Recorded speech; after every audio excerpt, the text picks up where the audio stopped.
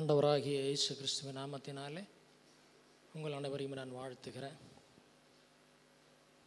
இந்த வாய்ப்பினை தந்த என் தேவனுக்கும் இந்த தருணத்தை ஏற்படுத்தி கொடுத்த சபை போதகருக்கும் விசுவாசிகளுக்கும் என் உள்ளத்தில் ஆழத்திலிருந்து நான் ஒரு விஷயம் நன்றி செலுத்துகிறேன்.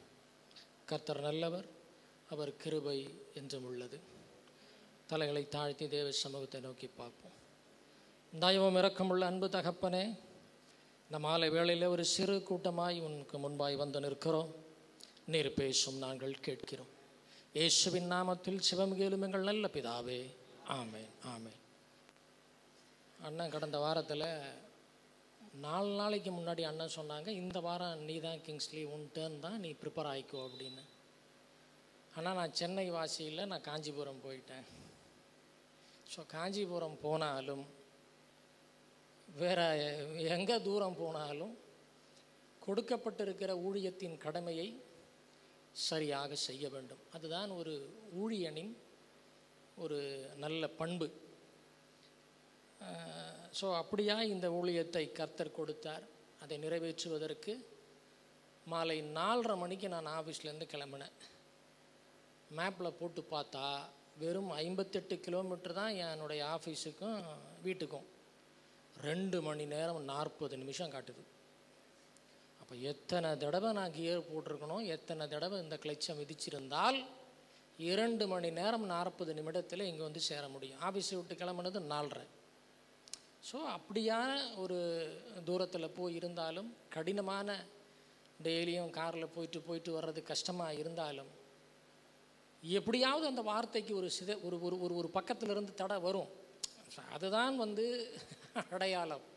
ஆனால் அந்த தடையை மீறி சரியான நேரத்தில் கர்த்தர் இன்று உங்கள் முன்பு நிறுத்த கிருபை செய்தார். அதற்காக அவருக்கு நான் நன்றி செலுத்துகிறேன். சரி, வாசிக்கலாம்.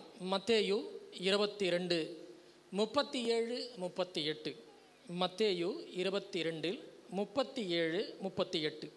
இயேசு அவனை நோக்கி, உன் தேவனாகிய கர்த்தரிடத்தில் உன் முழு இருதயத்தோடும், உன் முழு ஆத்மாவோடும், உன் முழு மனதோடும் அன்பு கூறுவாயாக.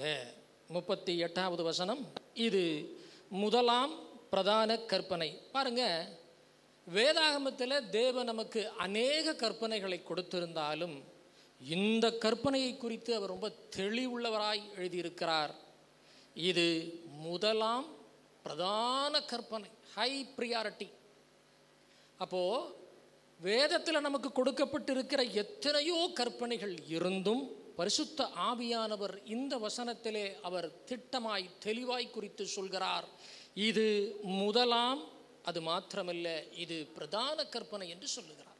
சரி, இந்த வசனத்தை நாம் கை கொள்ளும் பொழுது, அல்லது இந்த வசனத்தை கை கொள்வதற்கு ஏன் தேவன் இந்த வசனத்தை எடுத்திருக்கிறார், அல்லது எத்தனையோ வேத வாக்கியங்கள் நமக்கு கொடுக்கப்பட்டிருந்தும், என்னிடத்திலே நீ அன்பு கூற வேண்டும், என்னிடத்திலே நீ அதிகமாய் அன்பு கூற வேண்டும், இதைத்தான் உனக்கு நான் முதலாம் அல்லது பிரதான கற்பனையாய் வைத்திருக்கிறேன் என்று சற்று நான் தியானித்து பார்த்த இந்த குறிப்பிட்ட சில நாட்களில் முன்பு ஆவியானவர் இடைப்பட்ட பல காரியங்களில் உங்களோடு நான் சொல்ல போகிற தேவனிடத்தில் அன்பு கூறுகிறவர்களுக்கு தேவன் தரும் ஒரு 5 வகையான ஆசீர்வாதம். சரி, எப்படிப்பட்ட ஆசீர்வாதங்களெல்லாம் இந்த வசனத்தை கை கொள்ளும் போது பரிசுத்த ஆவியானவர் நமக்கு எப்படிப்பட்ட ஆசீர்வாதத்தை தருகிறார் என்பதை எவ்வளவு சீக்கிரம் நான் சொல்லி முடிக்க வேண்டுமோ அவ்வளவு சீக்கிரம் நான் சொல்லி கடந்து போக வாஞ்சிக்கிறேன். பாருங்க, இயேசு சொல்றார், உன் தேவனாகிய கர்த்தரிடத்தில் முழு இருதயத்தோடும், உன் முழு ஆத்மாவோடும், உன் முழு மனதோடும் அன்பு கூறுவாயாக. தேவன் தன்னிடத்தில் அன்பு கூற வேண்டும் என்று எங்கேயுமே சொல்லவில்லை. அதை நீங்கள் தெரிந்தால் அது தவறு. அவர் சொல்றார், என்னிடத்திலே நீ எப்படிப்பட்ட அன்பை செலுத்த வேண்டுமா?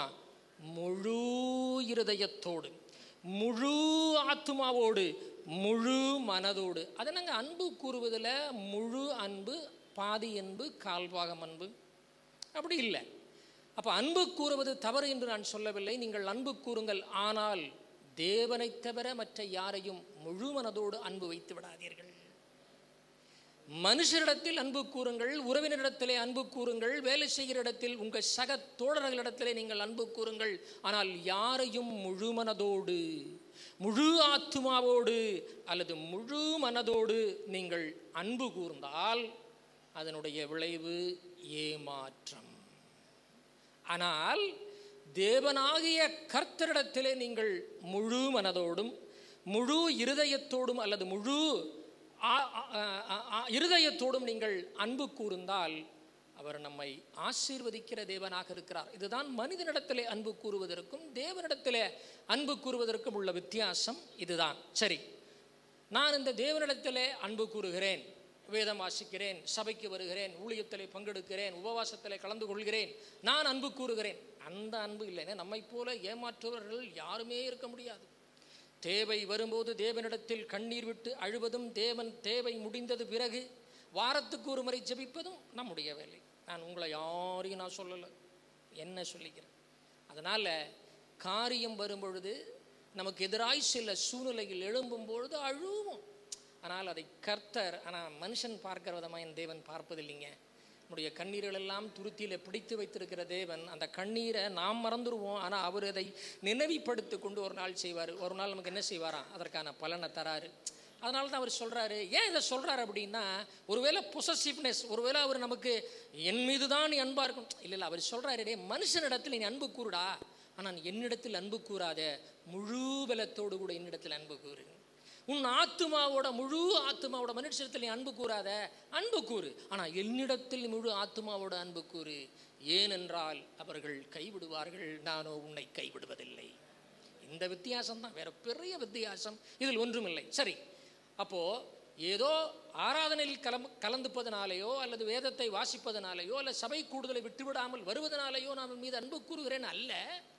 மாறாக எந்த சூழ்நிலை எனக்கு நேரிட்டாலும், ஒரு பாதுகாப்பற்ற சூழ்நிலை ஒருவேளை என் வாழ்க்கையில் தேவன் அனுமதித்தாலும், நான் அவரிடத்தில் எப்பொழுதும் என் அன்பை எப்படி செய்வேன், முழு பெல்லம், முழு இருதயம், அது முழு ஆத்துமா, இப்படிப்பட்ட ஒரு அன்பை தான் இந்த நாளில் தேவன் நம்மிடத்திலிருந்து எதிர்பார்க்கிறார். சரிங்க, இப்படி நான் செஞ்சா தேவன் எனக்கு என்ன மாதிரியான ஆசீர்வாதங்களை தருகிறார்? இப்போ நான் சொல்கிறேன், எனக்கு ஸ்டாலினை நல்லா தெரியும். எந்த ஸ்டாலினை? நம்ம சிஎம் ஸ்டாலினை எனக்கு நல்லா தெரியும். ட்ரம்ப்பை அதை விட ரொம்ப நல்லா தெரியும். நம்ம நத்தானியோ இருக்கார்ல, இஸ்ரேல் பிரதமர், அவரெல்லாம் அப்படியே சொன்ன உடனே எனக்கெல்லாம் அவருக்கு தெரியும். ஆனால் அவர்கிட்ட போய் கேட்டு பாருங்கள், கிங்ஸ்லி தெரியுமான்னு தெரியாது. இந்த மனிதர்களை அப்படி தான். யாரை நாம் தெரிந்து வைத்திருக்கிறோம் என்பது முக்கியமில்லை, அவர்களுக்கு என்னை தெரியுமா என்பது தான் முக்கியம். அவர் சொல்கிறாருங்க, இப்படி நீ என் மேலே அன்பு கூர்ந்து பார். 1 கொரிந்தியர் 8வது அதிகாரம் 3வது வசனம் இப்படியாய் போடப்பட்டு இருக்கிறது. தேவனில் அன்பு கூறுகிறவன் எவனோ அவன் தேவனால் அறியப்பட்டிருப்பான். பாருங்க, அவர் சொல்றாரு, நீ என்னோட முழு இருதயத்தோடு, முழு மனதோடு, முழு ஆத்மாவோடு, மகனே மகளே, நீ என்னை அன்பு கூர்ந்தால் எனக்கு உன்னை தெரியும்னு சொல்றார். எத்தனை பேர் அப்படிப்பட்ட ஒரு பாக்கியவதியா, பாக்கியசாலியா நம்ம இருந்துகிட்டு இருக்கிறோம். உலகத்தில் எத்தனையோ கோடி கிறிஸ்துவர்கள் இருக்கிறாங்க, ரட்சிக்கப்படுகிறாங்க, அனுதினம் தேவனுடைய சபைக்கு வந்துகிட்டு இருக்கிறாங்க. ஆனால் எல்லாருக்குமே தேவனை தெரியுமா? நிச்சயம் தெரியாதுங்க. இப்போ யாருக்குங்க தேவன்கிட்ட போய் சாம்சன் உனக்கு தெரியுமா அப்படின்னு அவர் சொல்லுவார், என்னிடத்தில் முழு மனதோடு, என்னிடத்தில் முழு இருதயத்தோடு, என்னிடத்தில் முழு ஆத்மாவோடு எவன் ஒருவன் என்னை நேசிக்கிறானோ அவனை நான் அறிந்திருக்கிறேன் அப்படிங்கிறார். அப்போ ஆசீர்வாதத்தில் பெரிய ஆசீர்வாதம் என்னங்க? நான் தேவனால் அறியப்பட்டிருக்கிறேன். ஒரு ஒரு உறவு இருக்குல்ல, ஒரு பந்தம் இருக்குல்ல, அதுதான் தி கிரேட்டஸ்ட் பிளெஸிங். எனக்கு எல்லாரையும் தெரியும் என்பது முக்கியம் இல்லை, அவர்களுக்கு என்னை தெரியுமா என்பது தான் முக்கியம். இப்போ ஆண்டவர் சொல்கிறாரு, என்னிடத்தில் முழு இருதயத்தோடும் பலத்தோடும் ஆத்துமாவோடு என்னை அன்பு கூறுப்பா, ஆனால் நான் உன்னை என்ன செஞ்சிருவேன். அவர் சொல்கிறாரு, தேவனால் அன்பு கூறுகிறவன் எவனோ அவன் தேவனால் அறியப்பட்டிருக்கிறான். தேவனால் அறியப்பட்டிருக்கிற இன்று நாம் நம்மை மாத்திரம் தேவன் அறிந்து கொள்ளவில்லை, என் பிரச்சனையும் அறிந்திருக்கிறார், என் பாடுகளை அறிந்திருக்கிறார், என் கண்ணீரையும் அறிந்திருக்கிறார், நான் கடந்து போகிற எல்லா சூழ்நிலையும் அவர் அறிந்திருக்கிறார். மனிதர் ஒருவேளை என்னை அறிந்திருந்தால் மேலோட்டமாக மட்டும்தான் அறிந்திருக்க முடியும். எனக்கு உள்ளான என் காரியங்களை அவன் அறிந்திருக்க முடியுமானா நிச்சயம் முடியாது. ஒருவேளை அறிந்திருந்தாலும் அறியாதவனாய் போல கடந்து போய் விடுவான். ஆனால் ஆண்டவர் சொல்றாரு, நான் உன்னை அறிந்திருக்கிறேன், நீ என்னிடத்திலே முழு மனதோடு அன்பு வைத்தாயானால், உன்னை நான் அறிந்திருந்தால் உன்னை மட்டுமல்ல, உன் பிரச்சனைகள், பாடுகள், கண்ணீர்கள், கவலைகள், உன் வேதனை எல்லாவற்றையும் நான் அறிந்திருக்கிறேன். இவை எல்லாம் தேவனால் அறியப்பட்டிருந்தால் எதை பற்றி கவலைப்பட வேண்டிய அவசியம் எனக்கு இல்லை. எதை பற்றி கவலைப்பட வேண்டிய அவசியம் இல்லை, எனக்கு இல்லை. அவரிடத்தில் நான் முழு மனதோடு அன்பு வைக்கிறேன், முழு மனதோடு, முழு ஆத்மாவோடு, முழு பலத்தோடும் கூட அன்பு வைத்தால் அவர் என்னை அறிந்திருக்கிறார். அவர் என்னை அறிந்திருக்கிறபடியினால் என் தேவைகளையும் அவர் அறிந்திருக்கிறார். ஆகையால் இனி நான் கவலைப்படுவதற்கு ஒன்றுமில்லை. கர்த்தருடைய யுத்த சேனைகளை இந்த நாளில் மனிதர்கள் ஏன் ஒரு ஏமாற்றத்திற்குள் போகிறாங்க? ஏன் மனிதர்கள் ரொம்ப ஒரு சோர்வான நிலைக்கு தள்ளப்படுறாங்க தெரியுமா? அன்பு வைக்க வேண்டியவரை அன்பு வைக்காமல் மனிதன் மீது அன்பு வைப்பதனால் தான் நமக்கு கிடைக்கிற ஏமாற்றங்கள். அவன் ஐயோ நான் ஏமாந்துட்டேன் அப்படிங்கிறது குற்றச்சாட்டாக வைக்காதீங்க. நீ ஏன் ஏமாற்றப்பட்ட அதுக்கு முன்ன நீயே ஆராய்ந்து பார். அப்போ அதிலே தெரிஞ்சிடும், தேவனிடத்தில் வைக்க வேண்டிய அந்த பலத்தோடு கூடிய அன்பை நான் மனிதர் மீது இத்தனை நாளாய் செலுத்தி விட்டேன், அதனால் தான் எனக்கு ஏமாற்றம். இந்த ஒரு ஆழ் மனதிலிருந்து முழு உள்ளத்தோடு கூட, பலத்தோடு கூட, ஆத்மாவோடு கூட, இருதயத்தோடு கூட நான் தேவனை நேசித்திருந்தால் நிச்சயமாக என்ன செய்திருக்க மாட்டார்? தேவன் என்னை ஏமாற்றி இருக்க மாட்டார். அதுதான் இன்றைய நாடுகளிலே அது உறவானாலும் சரி, வேலை செய்கிற ஸ்தலமானாலும் சரி, அல்லது வேற எந்த இடத்திலும் ஒரு மனிதன் ஒரு சோர்வான நிலைக்கு, ஒரு ஏமாற்றமான நிலைக்கு தள்ளப்படுகிறதுக்கு காரணம் அவன் தேவனை காட்டிலும் மனிதனை நம்பி விடுகிறான், அல்லது தேவனிடத்தில் அன்பு வைப்பதற்கு பதிலாக மனுஷனிடத்தில் அன்பு வைத்து விடுகிறான். பாருங்கள், இப்போ தேவனிடத்தில் அன்பு கூறுவர்களுக்கு தேவன் சொல்லுகிறார், நான் தேவனால் அறியப்பட்டிருக்கிறேன் என்று. இன்னொரு ஆசீர்வாதம், ரோமர் 8வது அதிகாரம் 28வது வசனம். அன்றியும் அவருடைய தீர்மானத்தின்படி அழைக்கப்பட்டவர்களாய் தேவனிடத்திலே அன்பு கூறுகிறவர்களுக்கு. பாருங்க, தேவன் மீது நீங்கள் அன்பு வைத்து நீங்கள் முழுமனதோடு ஆத்துமாவோடும் நீங்கள் வைத்தால் நான் உன்னை அறிந்திருக்கிறேன்னு ஒரு ஆசீர்வாதம். இது ஆசீர்வாதத்திலேயே பெரிய ஆசீர்வாதம். அடுத்தது சொல்றாரு, தேவனிடத்தில் அன்பு கூறுகிறவர்களுக்கு என்னவா? சகலமும் நன்மைக்கு ஏதுவாய் நடக்கிறது என்று அறிந்திருக்கிறோம். இன்று நான் சொல்லுகிறேங்க, வாழ்க்கையில் எப்படிப்பட்ட பிரச்சனைகளோடு நீங்கள் வந்திருந்தாலும், மனுஷன் முகத்தை பார்க்கிறான், தேவனோ இருதயத்தை பார்க்கிறார். உங்கள் முகம்தான் எனக்கு தெரியுது, உங்கள் இருதயத்தை அவர் பார்க்கிறார். ஒரு கலக்கத்தோடு 2024 நான் கம்ப்ளீட் பண்ணிட்டேன், 2025க்குள்ளே சில ஏமாற்றத்தோடு கூட நான் உள்ளே வந்திருக்கிறேன். நான் இந்த வருடத்திற்குள்ளே வரும்பொழுது ஒரு சந்தோஷமான தருணத்தில் வரலை, ஒரு ஒரு இடத்துல எனக்கு அப்படியே ஒரு ஏமாற்றம் இருக்குது அப்படின்னா நான் சொல்லுகிறேன், தேவனிடத்தில் நீங்கள் அன்பு கூர்ந்து பாருங்கள். ஒருவேளை அது தீமையாக இருந்தாலும் நன்மைக்கு எதுவாக தேவன் அந்த நாளில் அதை மாற்றுவார். ஹல்லேலூயா, ஹல்லேலூயா.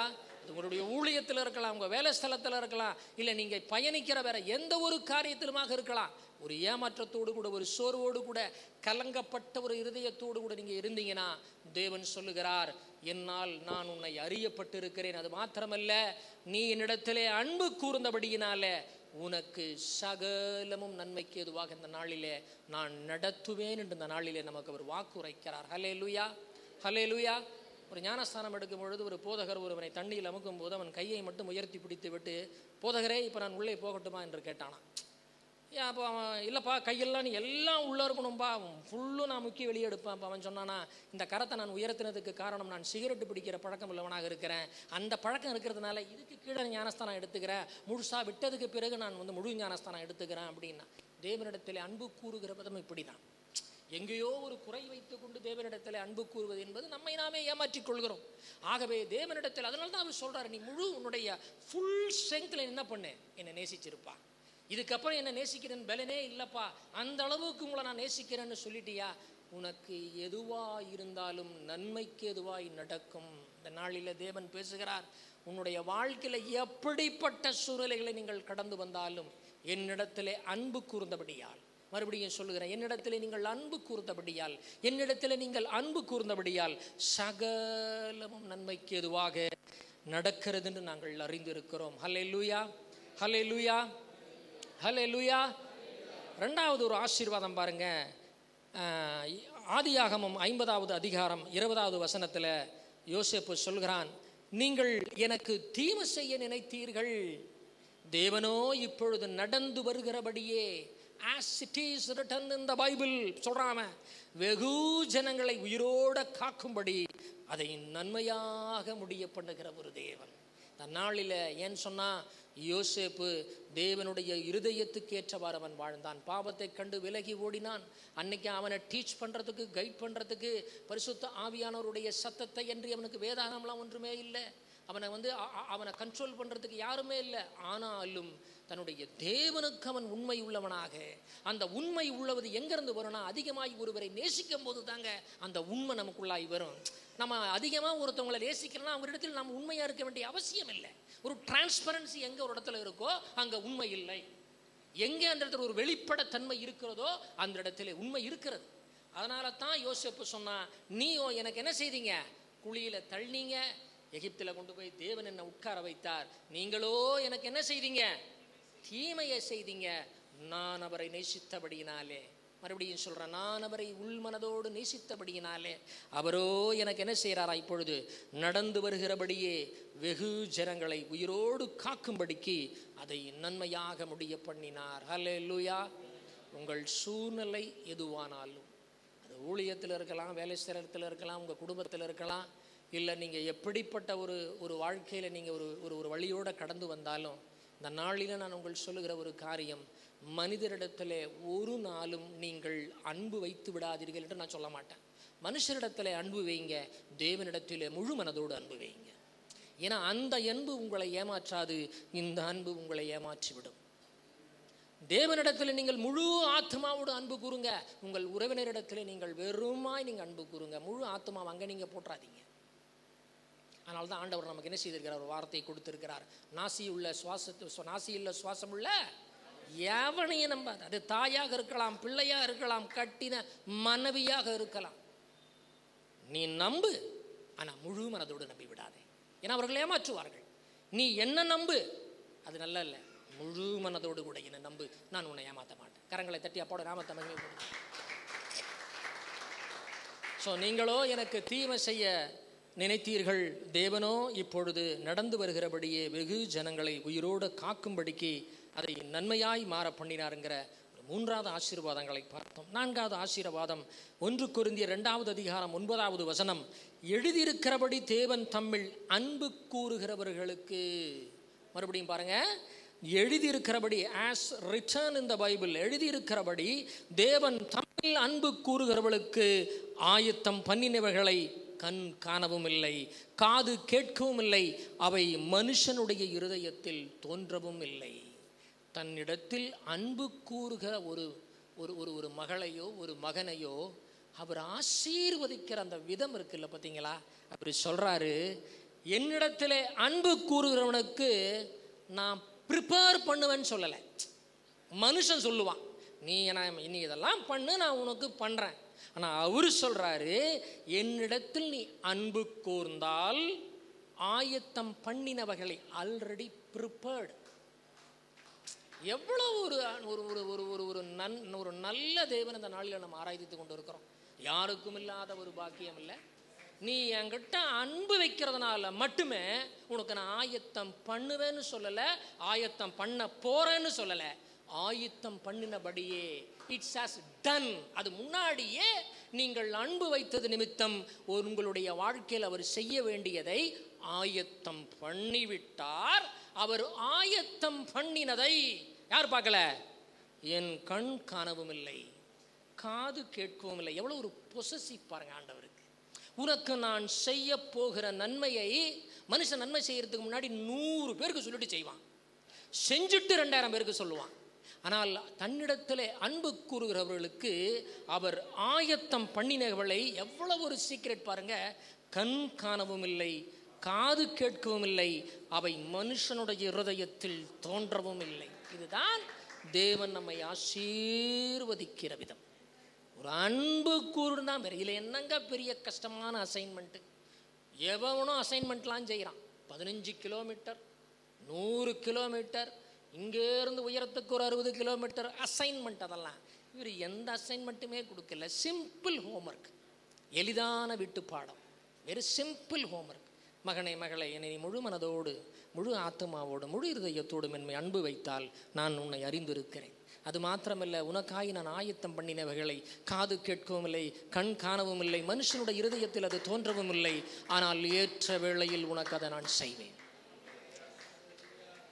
இதுதான் மனிதரிடத்தில் அன்பு வைப்பதற்கும் தேவனிடத்தில் அன்பு கூறுவதற்கும் உள்ள ஒரு வித்தியாசம். இது எவ்வளோ பெரிய ஒரு ஆசீர்வாதம் பாருங்கள். நமக்கு இன்றைக்கி நான் சொல்கிறேன், உங்களுக்கு பின்னாடி தேவன் இந்த வருஷத்தினுடைய வாக்குத்தத்தமாக எனக்காய் தேவன் யுத்தம் செய்வார், நான் சும்மா இருப்பேன். 3 வருஷத்துக்கு முன்னாடி நான் இந்தியா வந்து வேலை இல்லாமல் இருந்தப்போ எத்தனை தேவனிடத்தில் அழுது ஜெபிச்சு எவ்வளவோ அவர்கிட்ட நான் போராடி இருப்பேன் ஒரு ஊழியக்காரனா. அப்போ ஆண்டவர் இப்போ சொல்கிறாரு, ஏன் நீங்கள் எனக்கு அதை முன்னாடி செய்யலை? அப்போ ஆஸ்திரேலியாவில் டேனியல்னு ஒரு ஓனர் இந்தியாவுக்கே வரலடா. ஏய், நீ கேட்கும் போதே நான் உனக்கு எப்படா எல்லாம் செய்ய முடியும்? அதான் கண் காணவும் இல்லை, காது கேட்கவும் இல்லை, மனுஷனுடைய இருதயத்தில் அது தோன்றவும் இல்லை. 3 வருடத்திற்கு முன்பு ஒரு ஆஸ்திரேலியன் இந்தியாவில் இன்வெஸ்ட் பண்ணணும், துபாயில் உன்னை வந்து தெரிஞ்சிக்கணும், அங்கே ஒருத்தன் உனக்கு ஃபோன் பண்ணணும், இங்கே நீ சார்ஜ் எடுக்கணும். இந்த யுத்தம்லாம் நீ செய்ய மாட்ட, நான் செய்வேன். அதான் அவர் சொல்கிறாரு, உன் சோதனைகளை உன் பலத்தை நீ வந்து தாங்கிக் கொள்ளுகிற அளவுக்கு தான் கொடுப்பாரான். நாம் நினச்சிக்கிறோம், ஐயோ என்னால் முடியலையே, இவ்வளோ பெரிய ஒரு பலுவான். ஆண்டவர் சொல்கிறாரு, எனக்கு தெரியும் உன் பலு எவ்வளோன்னு. அதில் 1 கிராம் கூட்ட மாட்டேன், 1 கிராம் குறைக்க மாட்டேன். 60 கிலோன்னா 60 கிலோ சுமை, அது எனக்கு அந்த கெப்பாசிட்டி உனக்கு இருக்குன்றது எனக்கு தெரியும். அதுக்கே நீ அழுதின்னா அதுக்கு மேலே என்ன சொல்கிற, 1 கிராம் கூட கூட்ட மாட்டேன், 1 கிராம் நான் குறைக்க மாட்டேன். அந்த நேரம் வரும் பொழுது கண் காணவும் இல்லை, காது கேட்கவும் இல்லை, அதை ஒரு மனுஷனுடைய இருதயத்தில் அது தோன்றலை அப்படிங்கிற. இதுதான் தேவன் நமக்கு தருகிற 4வது விதமான ஆசீர்வாதம். இன்னொன்று, யாக்கோபு 1வது அதிகாரம் 12வது வசனம், சோதனையை சகிக்கிற மனுஷன் பாக்கியவான், அவன் உத்தமன் என்று விளங்கின பின்பு. ஓகே, அதை விடுங்க. கர்த்தர், அதை மட்டும் நோட் பண்ணிக்கங்க. கர்த்தர் தம்மிடத்திலே அன்பு கூறுகிறவர்களுக்கு வாக்குத்தத்தம் பண்ணின ஜீவ கிரீடத்தை தருகிறார். இந்த பூமியில் சொத்து சுகம் நிலம் காரு பங்களா நகை எவ்வளவு வைத்திருந்தாலும் இந்த ஆசீர்வாதத்துக்கு ஈடுபடாது. ஜீவகிரீடத்தை பெறுகிற ஒரு ஆசீர்வாதம், த க்ரௌன் ஆஃப் லைஃப். ஜீவகிரீடம் யாருக்குங்க கொடுப்பா? ராஜாக்களுக்கு கொடுக்கறது. நம்மளை மாதிரி ஒரு சாதாரண மனுஷர்களுக்கு யாராவது கிரீடம் கொடுப்பாங்களா? ஆண்டவர் சொல்கிறார், நீ என் மீது அன்பு கூர்ந்தபடியினால இந்த ஜீவ கிரீடத்தை உனக்கு நான் தருகிறேன். க்ரௌன் ஆஃப் லைஃபுங்க. இப்படிப்பட்ட வாழ்க்கை, ஒருவேளை இந்த பூமியில் அப்படிப்பட்ட காரியங்கள் எனக்கு கிடைக்காமல் போனாலும் அது ஜீவகிரீடத்தை பெறுகிற ஒரு வாழ்க்கைக்காக என்னை தகுதிப்படுத்தினீங்களாப்பா, அதுக்கு நான் என்ன செய்யணும்ப்பா? என் மீது நீ அன்பு கூர்ந்து விடு. ஹல்லேலூயா. என் மீது அன்பு கூர்ந்து விடு. ஜீவ கிரீடத்தை பெறுகிற ஒரு வாழ்க்கையை உனக்கு நான் தரேன். எவ்வளவு ஒரு பெரிய ஒரு அதிகாரம் உள்ள ஒரு வார்த்தை, எவ்வளவு ஒரு வல்லமையான ஒரு ஆசீர்வாதம். இவ்வுலகத்திலே எதற்கும் ஈடு இணை இல்லாத ஒரு சந்தோஷம் இந்த வசனத்தை வாசிக்கும் பொழுது. தன்னிடத்திலே அன்பு கூறுவர்களுக்கு தான் ஜீவ கிரீடத்தை உனக்கு நான் தருகிறேன். தேவன் தமக்கு தருகிற 5வது ஆசீர்வாதம். அடுத்தது யாக்கோபு 2வது அதிகாரம் 5வது வசனம், என் பிரியமான சகோதரரை கேளுங்கள், தேவன் உலகத்தில் தரித்திரை ஐஸ்வர்யத்தில் ஐஸ்வர்யமான தம்மிடத்தில் அன்பு கூறுகிறவர்களுக்கு தாம் வாக்கு தத்தம் பண்ணின ராஜ்யத்தை சுதந்திரிக்கிறவளாக தெரிந்து கொள்ளவில்லையா? தேவனுடைய ராஜ்யத்தை தெரிந்து கொள்கிற பாத்திரம் அத்தனை பேருக்குமே கிடைச்சிடாதுங்க. It's just like that. நமக்கு அது கிடைக்காது. அவருடைய ராஜ்யத்தை குறித்து சுதந்திரிப்பதற்காக நான் தெரிந்து கொண்டேன் அப்படின்னா, எப்படிப்பட்ட ஒரு கனமுள்ள ஒரு பாத்திரம், கனமுள்ள ஒரு காரியத்தை ஒரு மனுஷனிடத்தில் அதை ஒப்புவிக்கிறார் பாருங்க. தம்மிடத்தில் அன்பு கூர்ந்தால் இவையெல்லாம் கிடைக்கும். உலகத்தில் நீங்கள் ஒரு நல்ல ஒரு ப்ரீஷியஸாக அல்லது விலைமதிப்பற்ற ஒரு காரியத்தை நீங்கள் பிடிக்கணும்னா அதற்கு நீங்கள் பயங்கரமான ஹோம்ஒர்க் பண்ணணுங்க. ஒரு அசைன்மெண்ட், அதாவது ஒரு இன்க்ரிமெண்ட் வாங்குறது சாதாரண விஷயம் இல்லை. ஒரு பாஸுக்கிட்ட நல் பெயர் வாங்குறது அவ்வளோ சாதாரணம் இல்லை. உறவினர்களுக்கு மத்தியில் நாம் ஒரு நல்ல பேர் எடுக்கிறது நல்ல விஷயம் இல்லை. அந்த தெருவில் வாழ்கிற மக்களுக்கு முன்பு சாட்சியாய் வாழ்வது பெரிது இல்லைங்க. ஆனால் தேவன் சொல்கிறாரு, அந்த மாதிரியெல்லாம் உன்னை நான் தெரிந்து கொள்ளலை. என்னிடத்தில் அன்பு கூர்ந்தால் அந்த கான்டாக்ட் சர்டிஃபிகேட்டை விட நான் உனக்கு தருகிற சர்டிஃபிகேட் வாக்குத்தத்தம் பண்ணின ராஜ்யத்தை சுதந்திரிக்கிறவளாக, வாக்குத்தத்தம் பண்ண ராஜ்யத்தை சுதந்திரிக்கிறவளாக சொல்கிறாரு. நான் உன்னை தெரிந்து கொள்ளவில்லையா மகனே மகளே? ஆகவே இந்த நாளிலே 2025வது ஆண்டிலே நாம் வந்து இந்த முதலாவது வாரத்தில் தேவனுடைய வார்த்தையை கேட்கும்படியாக இந்த நாளில் தேவன் பேசுகிற வார்த்தை, என்ன விதமான ஏமாற்றங்கள், எப்படிப்பட்ட சோர்வுகள், எப்படிப்பட்ட கவலைகள், ஒருவேளை நெருக்கமானவர்கள் பிரிந்து போயிருக்கலாம் உறவு நிமித்தமாக, மற்ற எல்லா இடத்திலையும் தேவன் இந்த வார்த்தையை சொல்லி உங்களை திடன்படுத்துகிறார். நடந்தது நடந்து போகட்டும், என்னிடத்திலே நீ இன்னும் அதிகமாய் அன்பு செலுத்து, உன்னை நான் ஏமாற்ற விடவும் இல்லை, நீ கேட்பதெல்லாம் உனக்கு தருகிறேன், ஜீவகிரீடத்தின் வாழ்க்கையை தருகிறேன். ஏங்க, இதை விட ஒரு பெரிய ஆசீர்வாதம் உலகத்தில் எதுவுமே கிடையாது இல்லை. நான் உன்னை தெரிந்து கொண்டிருக்கிறேன் மகனே மகளே, ஜீவகிரீடத்தை உனக்கு தருகிறேன், தேவனுடைய ராஜ்யத்தை சுதந்திரிக்கிறவர்களாக உன்னை நான் தெரிந்து கொள்ளவில்லையா? அது என் மீது அன்பு கூறுவர்களுக்கு சகலமும், ஒருவேளை அது தீமையானாலும் நன்மையாய் மாற பண்ணுவேன் என்ற நாளிலே தேவன் நம்மோடு தெளிவாய் திட்டமாய் பேசியிருக்கிறார். இந்த வார்த்தையின்படியே இந்த நாளிலே நாம் இதை தெரிந்து கொண்டு தேவனுக்கு பிடித்தவர்களாய் வாழ நாம் அர்ப்பணிப்போம். தேவன் தாமே உங்களை ஆசீர்வதிப்பாராக.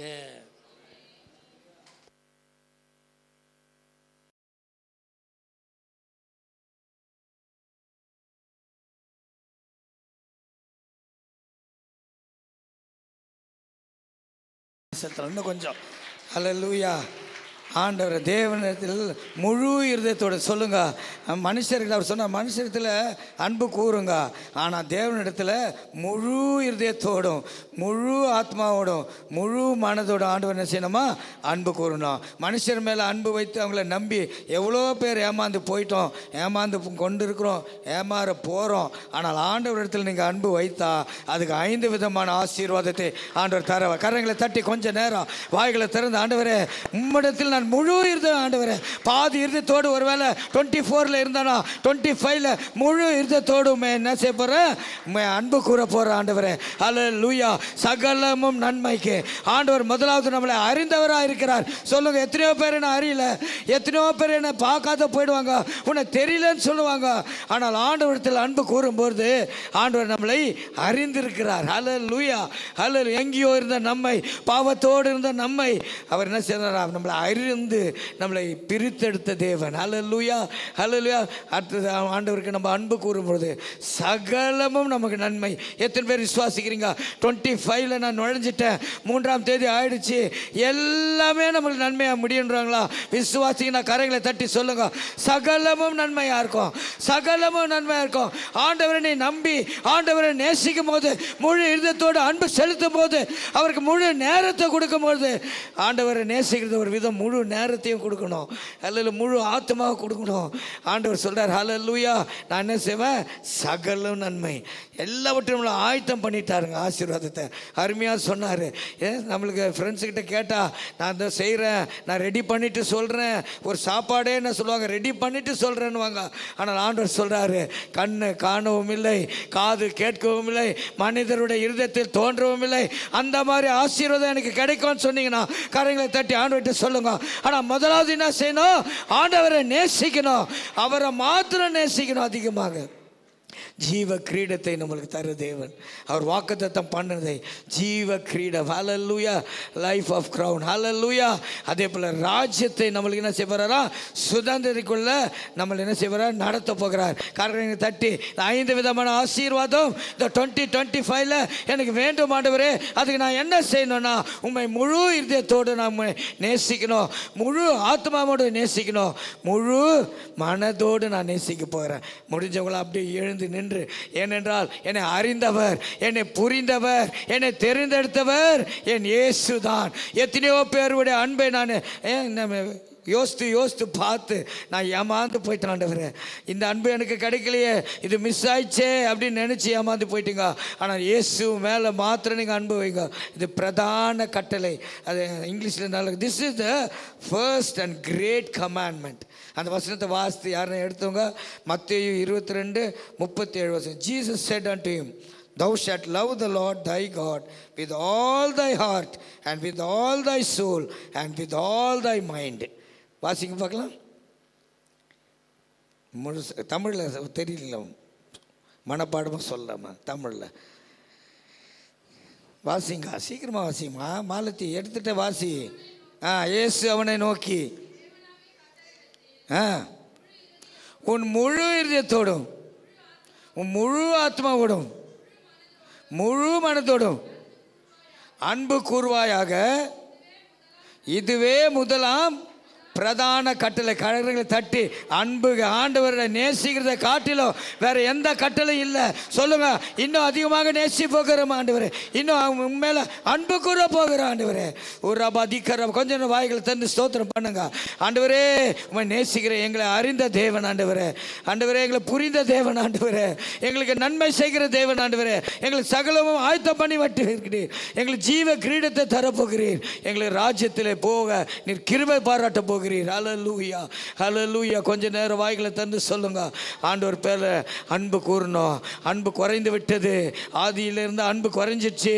ஆண்டவர் பேர் இருந்த எல்லாவற்றும் குறைந்தது. ஆனால் 25ல நான் ரினியூவல் பண்ண போகிறேன் ஆண்டவரே, நான் புதுப்பிக்க போகிறேன் ஆண்டவரே. ஒரு பாபா அன்பு கூறுவேன், இன்னும் அதிகமாய் ஆராதிப்பேன், இன்னும் ஆர்வமாய் அன்பு கூறுவேன், இன்னும் அதிகமாய் ஆராதிப்பேன், இன்னும் ஆர்வமாய் உம்மை முழு உள்ளத்தோடு ஆராதிப்பேன், முழு பலத்தோடு அன்பு கூறுவே. ஆராதனை ஆராதனை ஆராதனை ஆராதனை ஆராதனை ஆராதனை ஆராதனை ஆராதனை. ஆண்டவரே, திட்டவட்டமாக எங்களோடு நீர் பேசுறதுக்காக நன்றி. பேசின மகன் கிங்ஸ்லே ஆசீர்வதிங்கிறதாவே. ஹல்லேலூயா. மகனுக்கு செய்த நன்மைகளை ஏராளமாண்டவரே, இந்த நாள் நம்முடைய ஊழியத்தை செய்ய நீர் பெயர் சொல்லி அடித்ததுக்காக நன்றி. மகனை மறைத்து நீர் வெளிப்பட்டதுக்காக நன்றி. இன்னும் ஆழ்ந்து போகிற ஆத்மாக்களுக்கு ஒரு கனமுள்ள பாத்திரமாக மகனை எடுத்து நீர் பயன்படுத்தும் ஆண்டவரே. இன்னும் ஆண்டவர் அதிகமாக நாங்கள் நேசிக்க முடியாது. முழு இருதயத்தோடும் முழு ஆத்மாவோடும் முழு மனதோடு நாங்கள் சேவிக்க அன்பு கூற கிருபை தரும். எல்லா விதமான ஆசீர்வாதத்தை எங்களை தாராளமாக நீர் தரப்போதுங்க. ஸ்தோத்திரம் ஆண்டவரே. இந்த இயர் ஆஃப் ப்ரோக்ரஸில் ஆண்டவர் அன்பில் நாங்கள் இன்னும் ப்ரோக்ரஸாக கிருபை தரும். உண்மை அதிகமாக நேசிக்க கிருபை தரும் ஆண்டவர். ஒவ்வொரு நீர் ஆசிரியர் வந்த ஊர் நீர் ஆசிரியர் பலப்படுத்தும். நல்ல சத்துமுள்ள ஆகாரத்தை எங்களை இந்த முதல் ஃபாஸ்டிங் பேரில் நீர் தயவாக தந்ததுக்காக நன்றி. நீர் பெருக வேண்டும், நாங்கள் சிறுக வேண்டும். வருகை கண்டுகளை ஆயத்தப்படுத்தும். எல்லா துதி கனம் மகிமன் அவருக்கு செலுத்தி ஜீவனுள்ள நீதி உள்ள இயேசு கிறிஸ்துவ நாமத்தில் கேட்கும் எங்கள் நல்ல பிதாவே, ஆமென். என் ஆத்மாவே கர்த்தரை ஸ்தோத்திரி, என் முழு உள்ளமையோட பரிசுத்த நாமத்தை ஸ்தோத்திரி. என் ஆத்மாவே கர்த்தரை ஸ்தோத்திரி, அவர் செய்த சகல உபகாரங்களும் மறவாதே. ஆமென், ஆமென். ஹல்லேலூயா, ஹல்லேலூயா. God bless you.